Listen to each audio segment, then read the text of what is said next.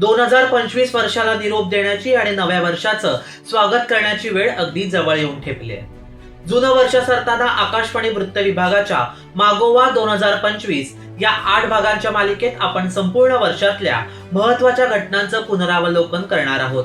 आजच्या भागात सरत्या वर्षात मनोरंजन क्षेत्रात झालेल्या महत्त्वाच्या घडामोडी आपण जाणून घेणार आहोत.